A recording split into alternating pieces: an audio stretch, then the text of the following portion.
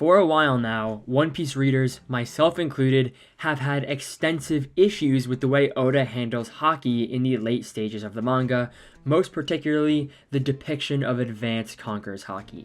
Not only is the depiction of this ability very hard to spot, but also the indicators that it's being used have been kind of tossed out of the window ever since the end of Wano, and has left readers very confused if the ability is as important as it was portrayed to be in taking down Kaido. However, One Piece Chapter 1165 just changed everything, and a massive layer of nuance was just applied to how Haki works in the One Piece world, and I think this will change how One Piece works forever. Today in this video, follow me through the journey of why we thought Haki was having some problems in One Piece, how Oda fixed it in one panel in this chapter, and how this has massive implications for the future of One Piece, most particularly for Luffy. If you enjoy this video and if you're as hyped as I am for this new detail on Haki, make sure to like and subscribe. I'd love to have you on board the channel, and let's talk about it. So first, let's talk about what the problems with Haki, specifically Advanced Conquerors Haki, was in the story after its introduction in Wano.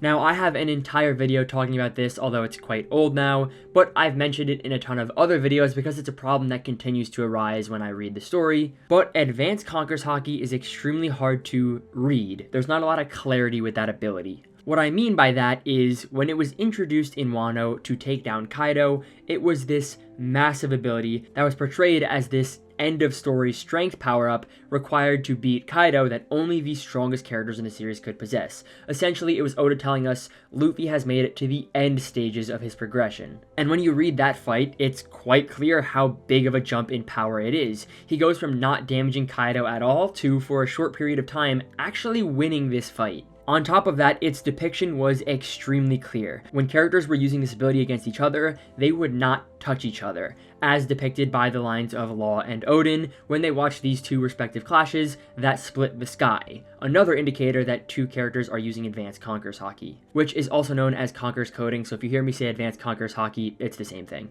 Now, I loved this power-up in Wano, and all was fine and dandy while it was being used. However, the introduction of Gear 5, and more specifically the fights in Egghead, kind of tossed the indicators of this ability out of the window. There are a ton of examples of Luffy using attacks in Gear 5 and out of Gear 5 where it's unclear if he's using Advanced Conquerors Haki and Oda isn't drawing it, or for some reason Luffy just isn't using it against the Gorosei, which are the most powerful foes he's come up to date. So this left a bunch of question marks. What was Oda's plan with this insane ability that was seemingly the key to becoming a top tier in the One Piece universe? Did he just want us to assume that every character introduced from here on out was using it? Did he just not have the passion to draw the non-contact indicators that we were introduced to in Wano? What was going on with this ability? For such a long time, after seeing Luffy attack Workuri, who had thicker skin than Kaido, and still not use Advanced Conquerors Haki, I thought Oda was just full-on sending it with Gear 5 and didn't really care about the nuance of the power system in One Piece anymore. However, thank God with this chapter, I was proved so incorrect. This is the greatest explanation of Haki we have had since it was introduced with Rayleigh during the time skip. We learned so much about Haki in this chapter. Let's take a look at it. Here is the page that I'm referring to. I'm just going to read it line for line and then we'll talk about it. Roger says, "It's all about the mask, Garp." Garp says, "The mask? What are you talking about?" Then Roger comes back with, "Armament Haki can normally counter Devil Fruit abilities, and I'm using Conquerors Haki coding to boot, so there's no way my attacks aren't doing anything."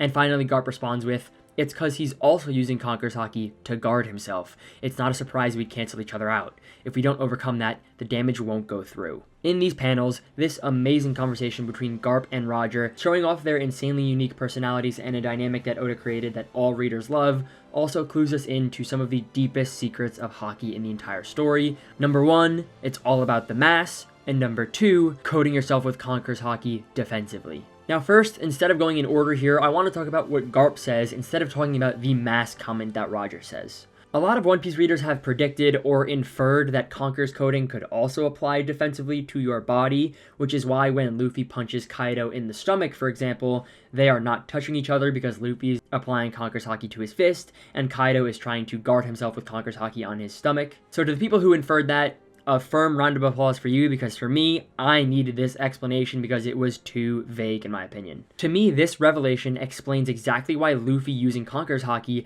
sometimes does not apply that no contact effect on the page when he is using it to hit somebody.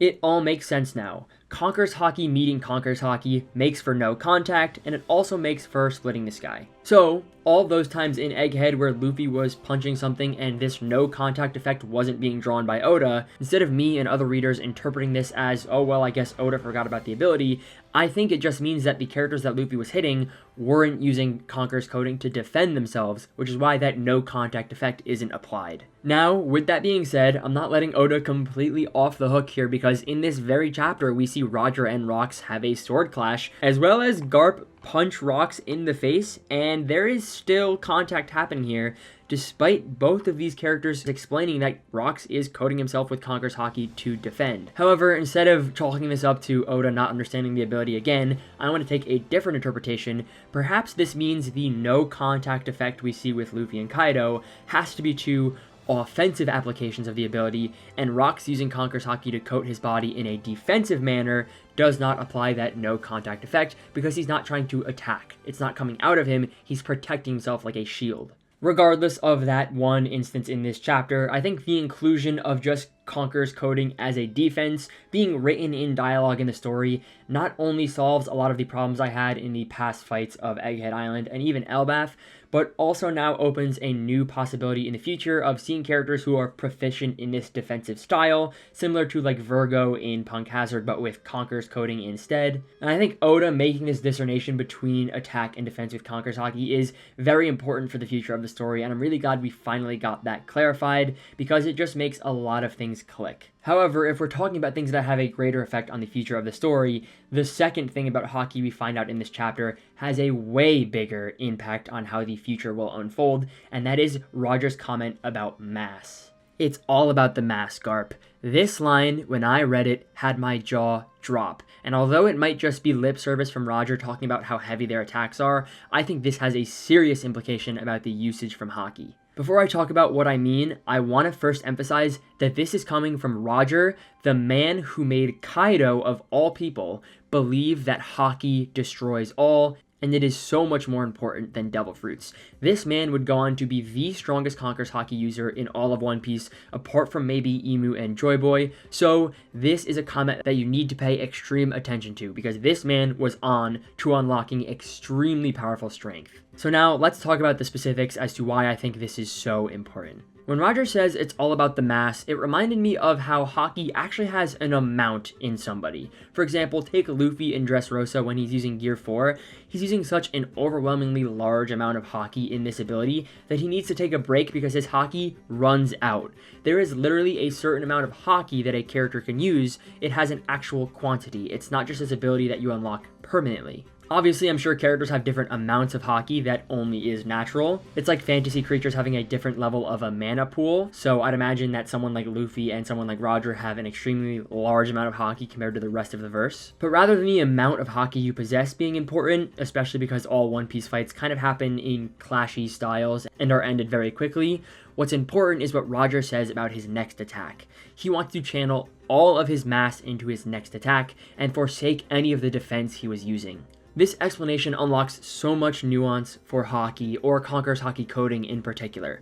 Let's say you have two cups, one cup for attack and one cup for defense, and then above these two cups, you have a cup filled with your Haki. Previously, before this chapter, I had just assumed that that cup on top here applies to everything. Your Haki drained from attack, your Haki drained from defense, your Haki drained from observation Haki, armament Haki, is all just drained from your Haki, period. There's no nuance to that at all. But what Roger is telling us here is that you can put all your eggs in one basket. In order to take down Rox, he wants to put all of his Haki into one attack in order to end this fight as quick as possible. And he even says he'll probably get left unconscious because of that, but he's going to unleash an insanely powerful attack with Garp, and it's all they can do to defeat Rox, who has insane defense. This revelation is massive because it gives Luffy an entire another level to reach in the end of the story. I thought Luffy was done. He has Gear 5 and he has Advanced Conqueror's Haki. Of course, once he figured out how to damage the invulnerability that the Gods Knights and Emu have, I thought that was it. However, now that we know that there's an actual conscious decision as to how much Conquerors Haki you need to allot for an attack and then remain for defense, gives Luffy a whole new level to reach as far as control. This also adds a whole new level of context to what Kaido was saying when Luffy's advanced Conquerors Haki was sloppy. He was probably just throwing all of his eggs into one basket like I mentioned, and throwing everything into attack, which is why he was very quickly defeated. But now, like Roger is saying here, Luffy could potentially learn to use a sparse amount of Conquerors Haki on the impact of an attack, and then also use some for defense. This just means that Luffy has a whole new ceiling to get to, which just makes the story so much more interesting for future villains and future fights. And like I mentioned previously about the invulnerability, we know that Dami Reversi grants this ability to anyone who is affected by it, as we see Brogy's arm grow back when he's affected by this ability. The fact that Garp and Roger beat rocks here means that this mask could be the key to defeating the Gorosei, Emu, and the Gods Knights and their invincible powers. Perhaps if you dump all of your Conquerors Haki into attack and forsake all of your defense, you can actually damage them long enough that you can kill them, like Garp and Roger do to rocks here. This also makes sense because Gaban, back in Elbaf, says that these people are by no means unbeatable and to watch the use of Conquerors Haki. So we know it has to do something with Conquerors Haki. This could very well be the key. Gaban even goes as far as saying that their use of Conquerors Haki is sloppy, just like Kaido said. So if they can learn to control the amount they're outputting and the amount they're keeping for defense, they could potentially learn the finesse required to defeat these characters who regenerate after every attack. And I think that is extremely important for the power scaling of a story in the future. And lastly, I think this also applies a whole load of context to attacks that were troublesome to power scale in the past. For example, take Kobe's Honesty Impact. This left a lot of question marks with his character because this is an extremely powerful attack that only a handful of characters in the story would be able to replicate. Previously, some people assumed that Kobe had attacks on the level of Kaido because this is an insane attack when it comes to the scale of damage.